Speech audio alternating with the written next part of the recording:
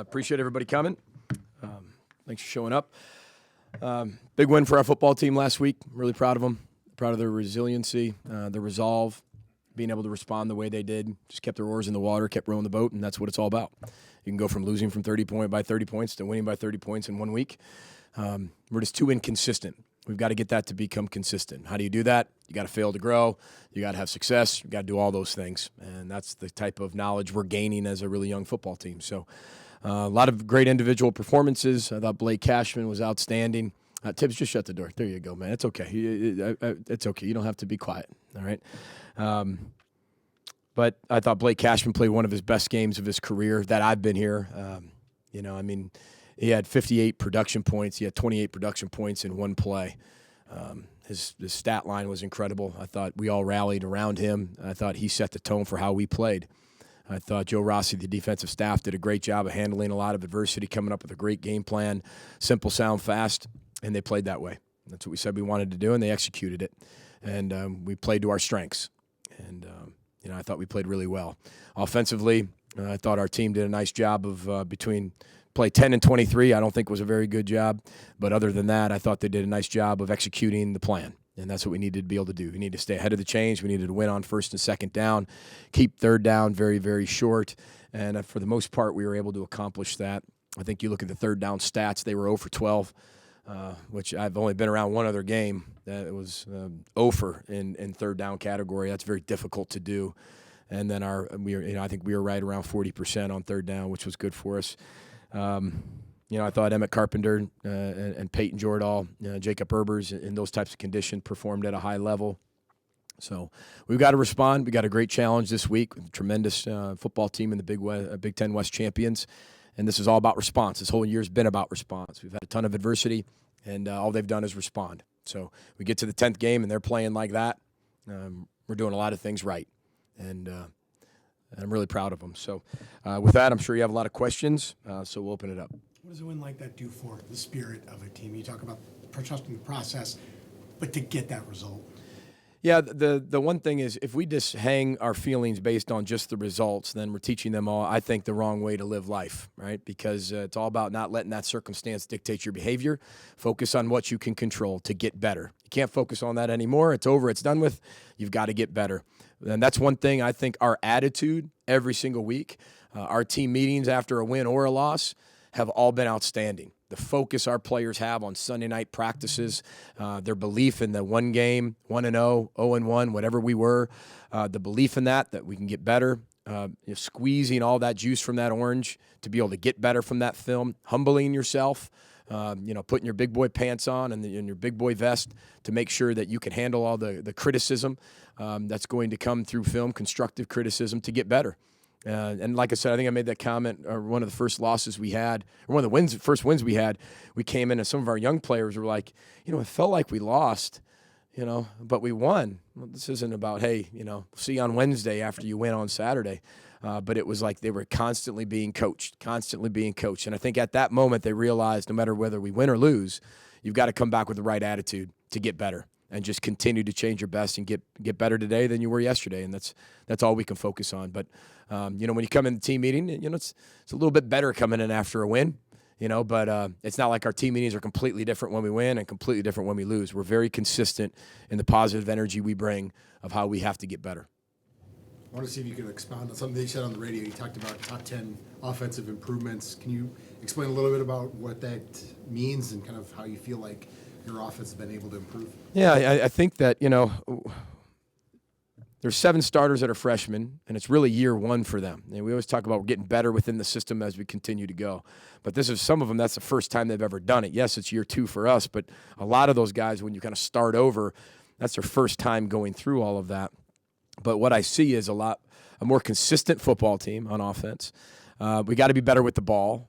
But when you start to look at playmaking ability, I think we have a lot more playmakers than we did last year. And I think the playmakers we had last year are better playmakers this year than they were last year. And, we've playing 2 freshman quarterbacks throughout the year. It's very difficult to do. It takes a lot of buy-in, a lot of belief. It takes consistent systems, right, with Coach Shiraka. And it takes patience, giving your team what they're ready to handle and being able to have a pulse of that. It's very difficult to do. And I think Kirk Sherrack and our whole offensive staff, the congruency they have is really powerful.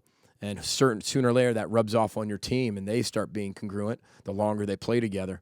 And when you are making changes, it's smaller changes, whether it's personnel, one guy here or one guy there. It's not wholesale changes. And we're going through some of that right now, but sooner or later that won't be.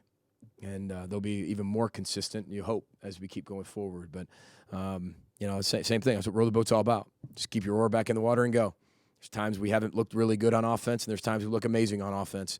But it shows what we're capable of doing. And the more you show people what they're capable of doing on this end when you don't execute and this end when you do execute, and now they know what you're talking about when you're talking about a spectrum of where we can be. And you might not always be on this end every single day, but you got to be closer over here. And you know what gets you over here, and you know what gets you over here. And then you got to make those corrections. As far as the defense goes, you talked about simplifying things a bit, but what else do you point to when you go from 55 points one week to 10 the next? And then also, how do you kind of help them kind of maintain that these last couple of games? Well, we've talked about this year. It has its ups and downs. It's been very inconsistent, but we talked about that even in the beginning of the year. Youngest team in America, inexperience, whatever you want to talk about, that breeds inconsistency. You know that.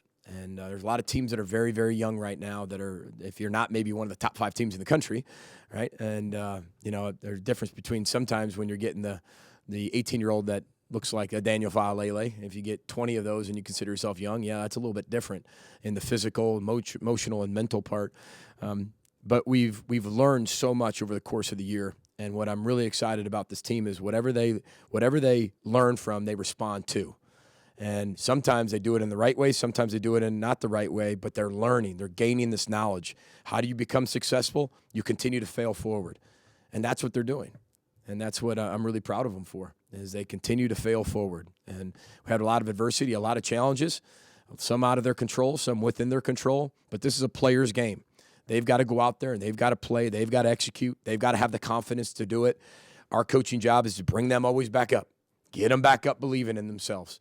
And it's harder to do in 2018. And not because of all of you, but because of our market, just because of media, because of the constant coverage, because of the cell phone, because of all the instant gratification or instant just demise of what they're reading.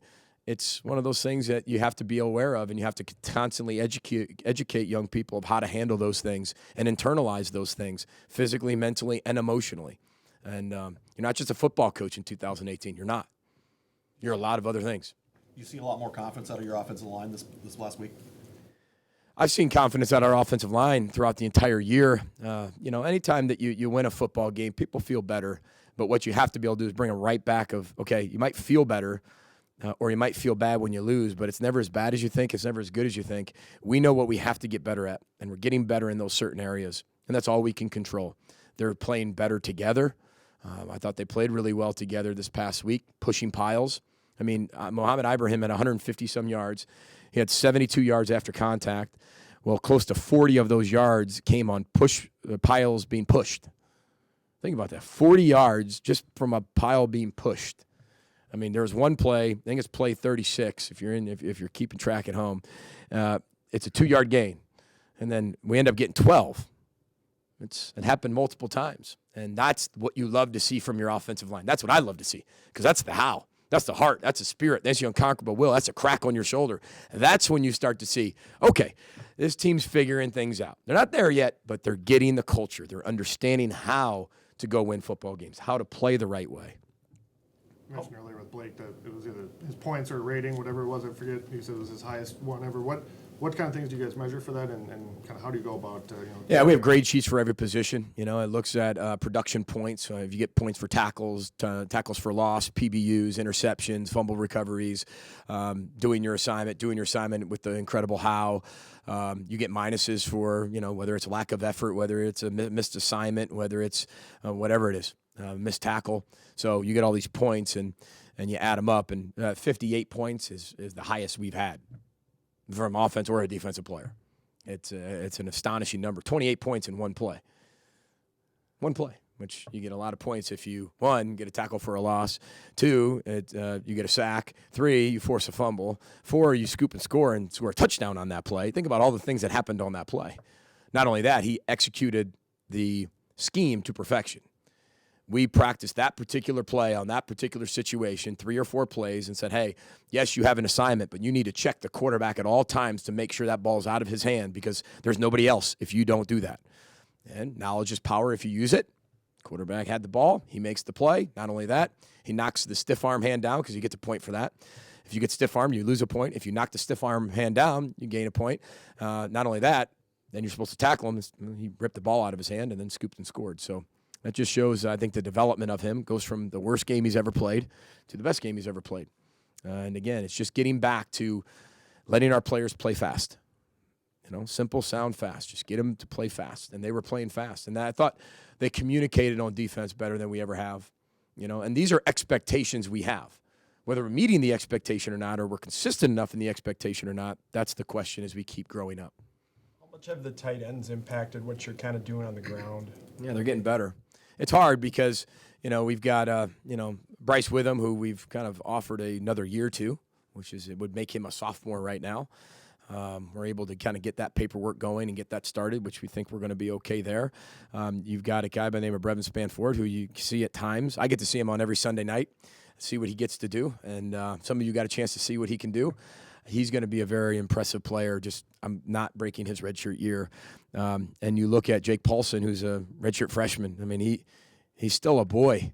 In all due respect, he needs to get stronger and bigger. But what he's doing as a redshirt freshman is impressive. Just like a lot of the other guys, Coke keeps getting better. Colton Beebe's providing some things for us. So it's kind of it's the room's kind of by a committee. Whoever's ready to go and whoever's playing best that week's going to get more reps. And until we get into this rhythm of getting bigger, faster, stronger, and more experienced. But Clay Patterson, our tight end coach, is doing an outstanding job developing that group. They're playing really well. Especially senior days were for most of these guys. Yeah, senior day is really important, especially for all these seniors of what they've been through. A lot of these seniors been through 3 head football coaches. That's very difficult. That's like 3 divorces. It really is in the 4 or 5 years they've been here. And all they've continued to do is be for the culture, for what we're doing, have supported us 100%.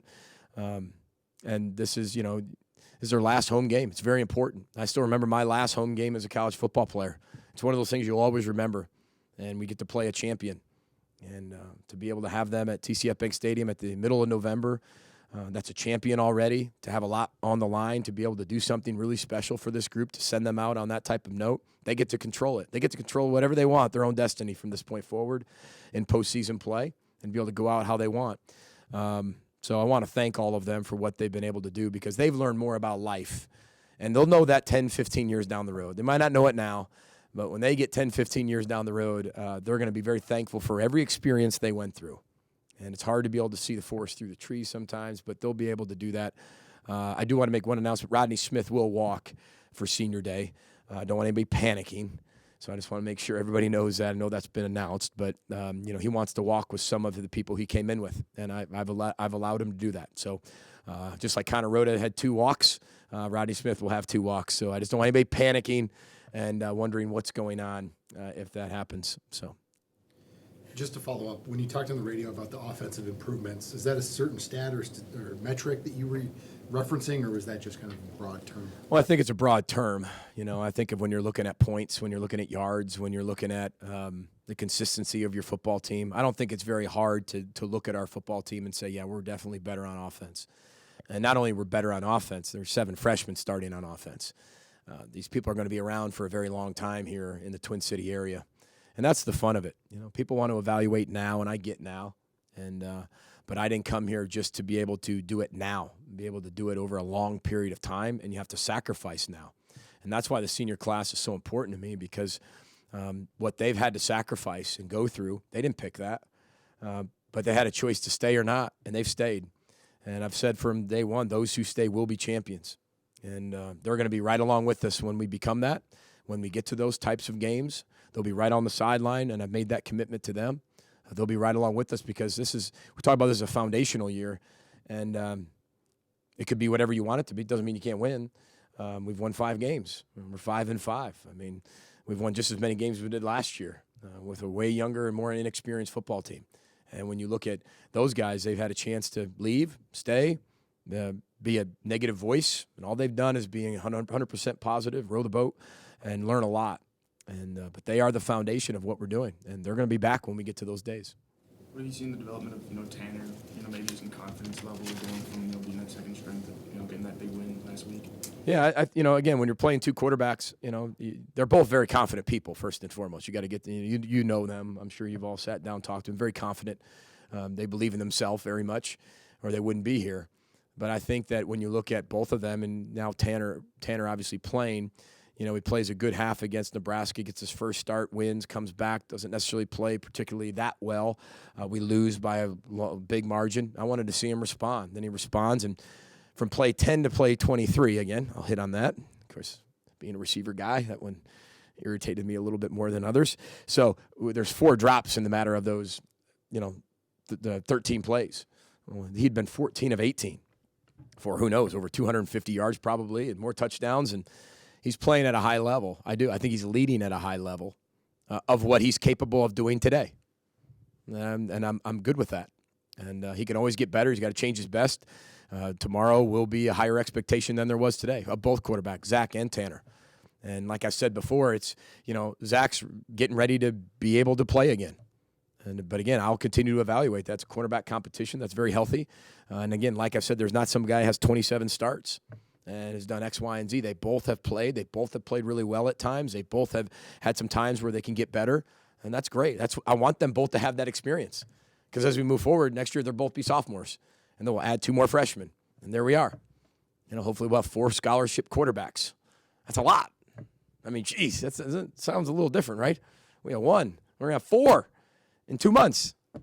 So, Is Philip Howard going through a position change? yes. Thank you. Great job. How'd you find that out? Depth chart. Oh. Guess we put that on there. Forgot that one out today. I thought maybe you were looking in the windows, which you're more than welcome to.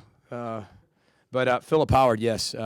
First of all, something about Philip Howard is, he's a Minnesota kid. I recruited him when we were at Western Michigan University. He ended up going to Minnesota, and we kind of knew that if they offered, he was going to be there. He's kind of been, We've kept, for the most part, a lot of our wideouts have stayed pretty healthy, and so he's been biting at the bit to get in there. But the other guys are still ahead of him right now. We obviously have a issue at defensive back, and if we have 1 or 2 guys that don't make it to Saturday, Philip Howard could start at corner. But that's a position we're in. We got to hit it in 2019 hard, and we will. Bringing in a lot of defensive backs, some that can play now, some that need to help now, and then some maybe we can take care of in redshirt maybe. But Philip Howard's a very, very selfless player. He's got the highest GPA he's had since he's been here. He works tremendously hard in community service. And I'm not saying he didn't do that when we first got here, but he's doing it way better and a lot more, and he's doing it because he really wants to do it now. And it's really fun to see.